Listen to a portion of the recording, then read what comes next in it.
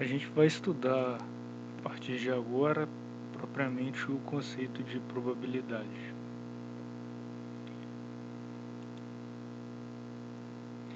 A gente vai passar pela seguinte sequência.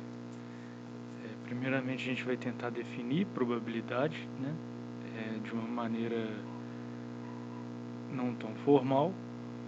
Depois, a gente vai tentar definir de uma maneira mais formal o conceito de probabilidade. Depois, a gente vai gastar um pouco de atenção entendendo o problema de atribuir probabilidades. E no final a gente vai ver a relação entre probabilidade e frequência relativa. Então vamos começar olhando propriamente para a palavra probabilidade. Ela tem origem em algumas palavras latinas. Então, por exemplo, probabilitas, que significa a qualidade do que se pode provar. Probalis, o que pode passar por um teste provável. Probare, provar, testar, examinar. Então esses verbos, associados à palavra probabilidade, como comprovar, testar e examinar, eles se referem à passagem de um conhecimento incerto para um conhecimento mais preciso. Se você parar para pensar, todo conhecimento ele está associado a um determinado grau de precisão. Então, a gente pode dizer que tem conhecimentos que são mais precisos, tem conhecimentos que são menos precisos. O chamado método probabilístico, ele é um método utilizado para se obter um conhecimento de maior precisão. Na realidade, todos nós empregamos esse método no nosso cotidiano. Em todos os momentos a gente tem que tomar decisões sem ter todas as informações em mãos. Então, quando a gente tem que tomar decisões desse tipo, a gente considera, a gente pesa as possibilidades, o que a gente pode perder e o que a gente pode ganhar em cada caso. E essa incerteza faz parte da vida e da experiência humana. Então, no mundo tem diversas fontes para incerteza. Você tem uma incerteza natural com relação ao futuro. Também a gente tem uma incerteza em relação à precisão das medições. Toda medição que a gente faz tem uma incerteza associada.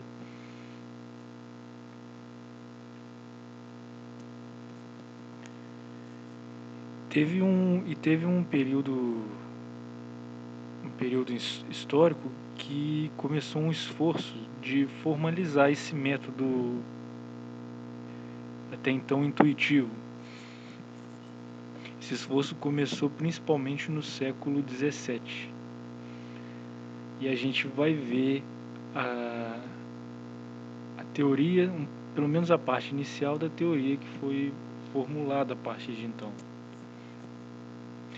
Então, com isso, a gente vai poder tratar de maneira uniforme diferentes fenômenos que envolvem incerteza.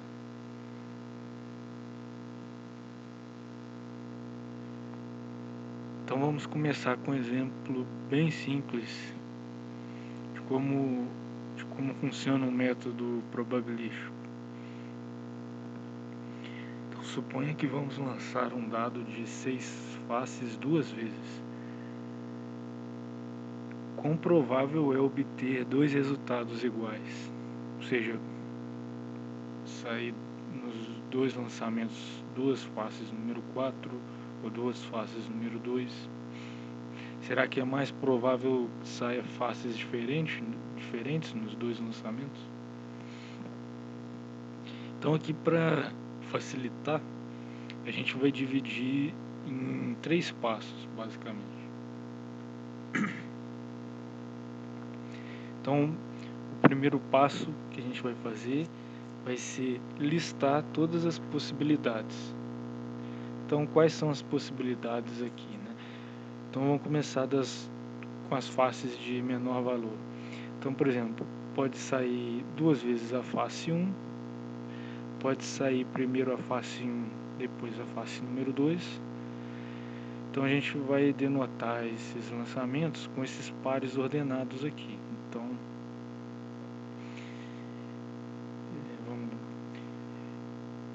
nesse caso aqui, esse par 2, 3, quer dizer que primeiro saiu a face número 2 e depois saiu a face número 3. Então a gente listou aqui todas as possibilidades que podem acontecer nesse experimento. Nesse caso, no total, 36 possibilidades, porque eu tenho 6 possibilidades para o primeiro e 6 possibilidades para o segundo.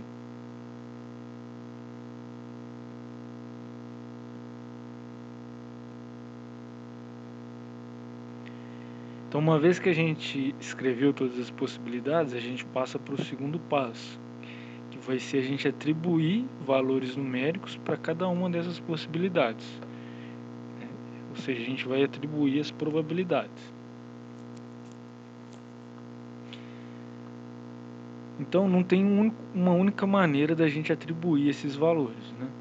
Em geral, é um processo arbitrário. Quais as condições que a gente vai impor? A gente vai exigir que os valores sejam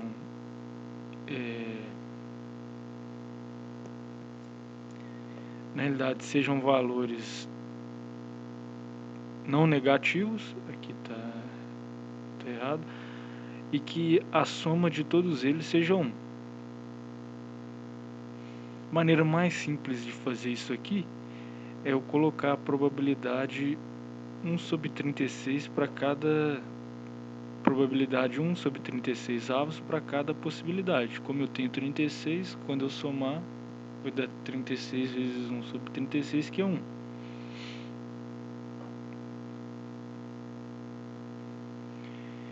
Depois, o terceiro e último passo, a gente vai ter que selecionar as possibilidades que nos interessam. Então, eu estou interessado em saber a probabilidade de obter 2 resultados iguais.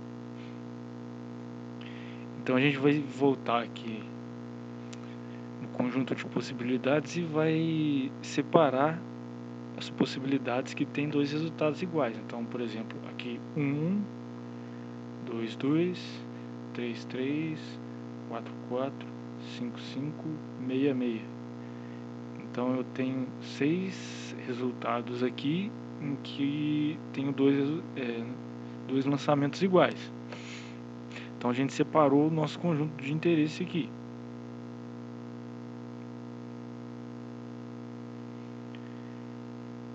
Agora, para calcular a probabilidade que a gente quer calcular de 2 resultados iguais, nesse caso a gente vai somar a probabilidade de cada um deles.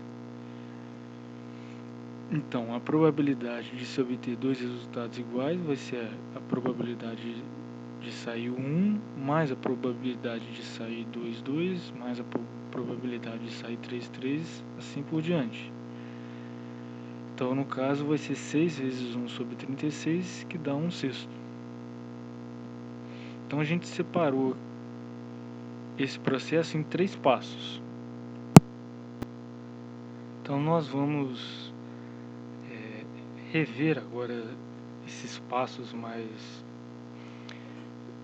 mais detalhadamente para introduzir alguns conceitos para depois definir formalmente o que vai ser probabilidade para a gente aqui.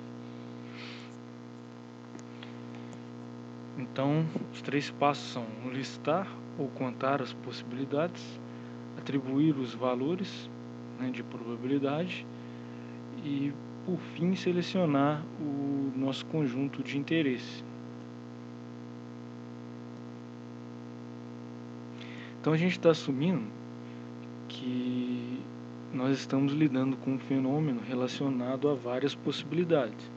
Se só existisse uma possibilidade, não faria sentido falar em probabilidade. A gente teria 100% de certeza do que iria acontecer.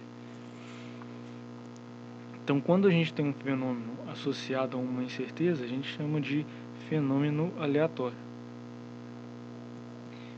Por exemplo, um fenômeno aleatório, a condição climática do dia. Então, a definição de probabilidade que a gente vai dar vai ser uma tentativa de quantificar essa incerteza.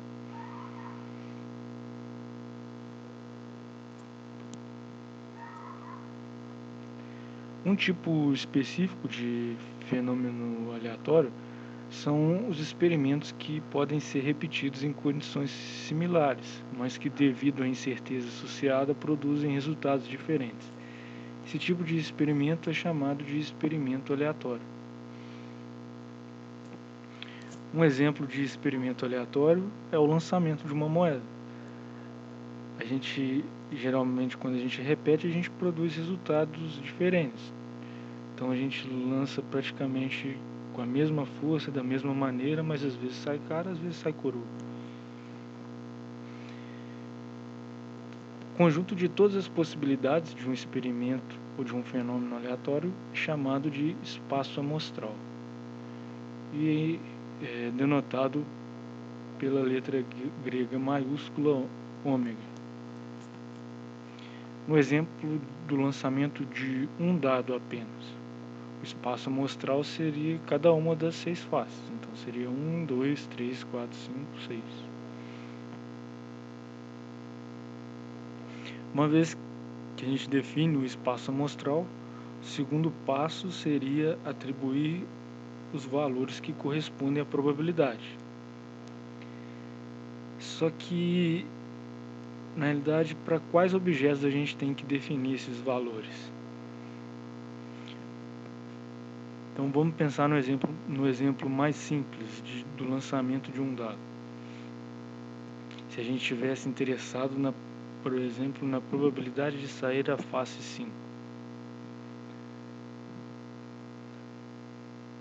Outra pergunta que a gente poderia fazer seria qual a probabilidade de sair um número par.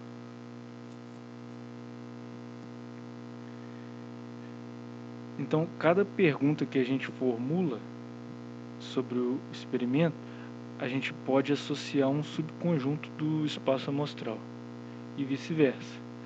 Então, se eu estou pensando na pergunta probabilidade de sair a face número 5, eu posso associar essa pergunta ao elemento 5 aqui do meu espaço amostral. Ou seja, essa probabilidade vai ser igual à probabilidade desse elemento.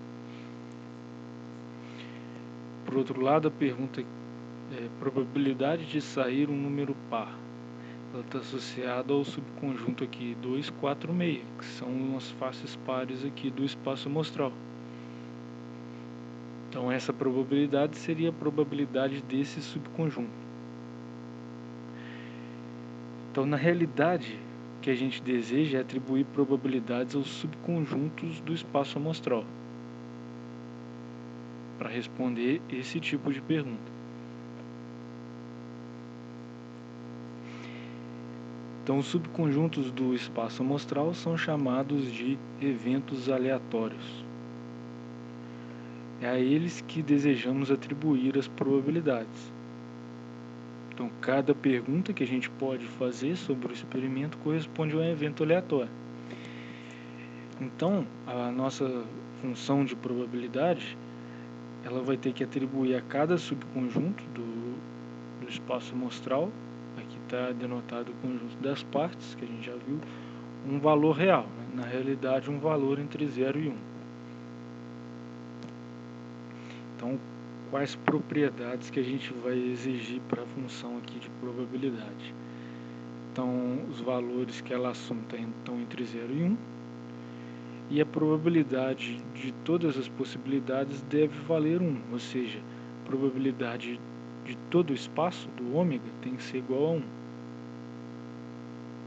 E a gente vai exigir ainda mais uma propriedade com relação à reunião de eventos.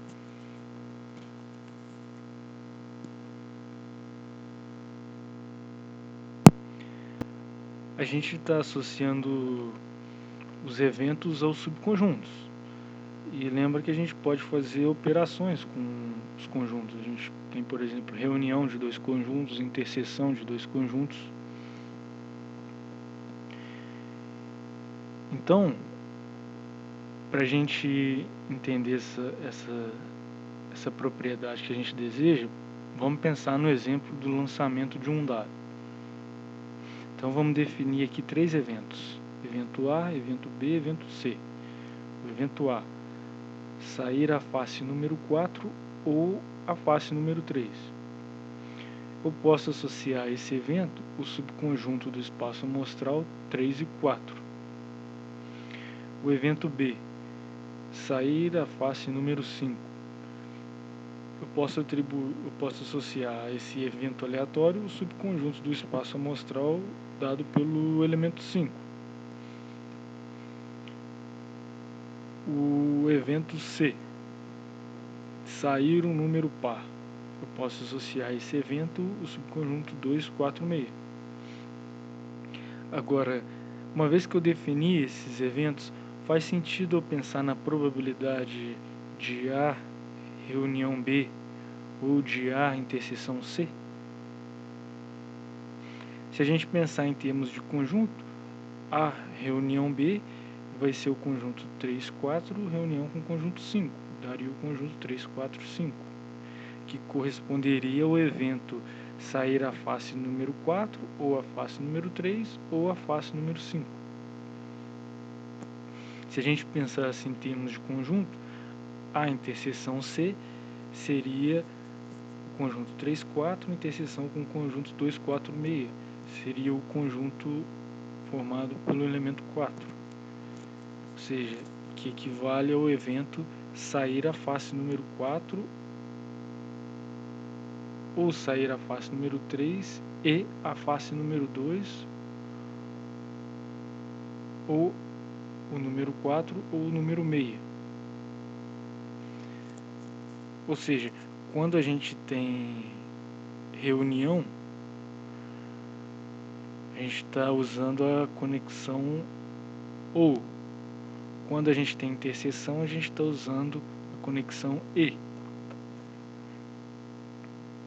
E se eu tiver definida a probabilidade, eu sei calcular a probabilidade tanto para esse conjunto A inter B, quer dizer, A reunião B, quanto para o conjunto formado pelo elemento 4, que equivale ao evento A interseção C.